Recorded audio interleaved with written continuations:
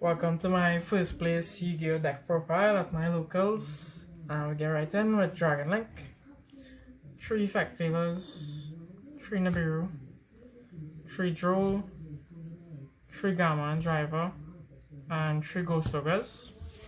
I chose to play 15 hand traps because I actually play a 51 card deck. So I was like, the ratios would work out fine because usually in 60 card decks you play around 18 hand traps. So I tried to play around 3 hand traps per 10 cards in the deck. And well, I tried to use hand traps that would go well with Chaos Space because it is Dragon Link, except for the Drolls, but there's a lot of Flunders in my meta, so I chose to play Droll, but it worked out great. Then for the main monsters, Celestial Dasher because I'm on the DPE package, Chamber, Proto. I put in Chaos Emperor last minute, literally like 5 minutes before the tournament start, and I drew it once, never used the effect, never resolved it, just discarded it for Chaos Face fodder. Not sure if I'd play it going forward. 1 Lavinia, 1 Red Eyes, 1 White Dragon, 1 Black Dragon, 2 Black Metals, 2 Safewoods, and 2 Noctos.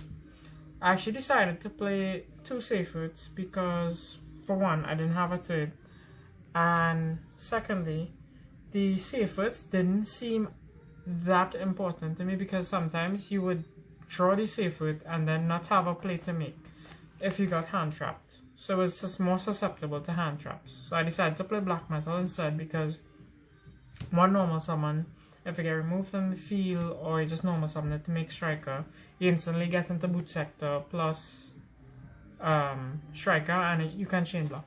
For the Rocket Engine, I played 1 Recharger, 2 Rocket Synchron, 2 Absolutor, and 3 Rocket Tracer.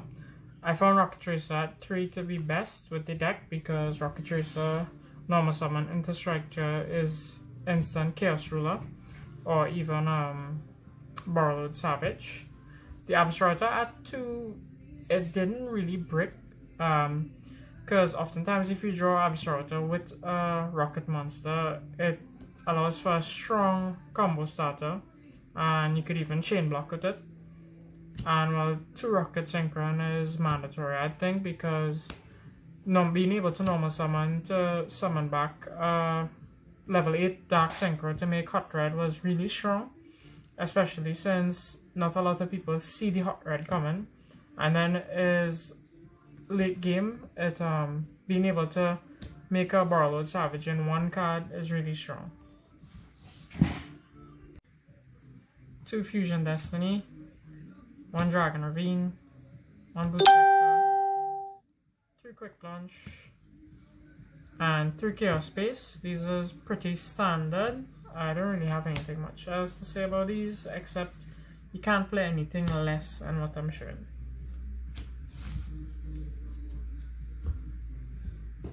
And then for the last 2 cards in the deck, 2 Tidying. The Dragon Maid package actually came in really helpful because versus DPE decks, I used it to return DPE from the graveyard or Celestial and Dasher. So it actually came in really handy versus those decks. As for the side deck, I played 1 Call by the Grave and 2 Tactics. This was more if I was going first and versus side decks with the Call by the Grave.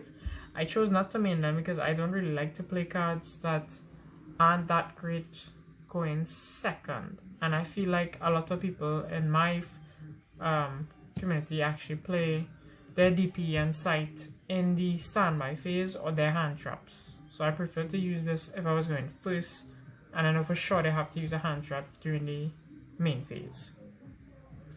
I played 3 Cyclone for Eldritch decks and Prankids decks. Played 3 Forbidden Droplet, 3 Lancia, and 3 Ash.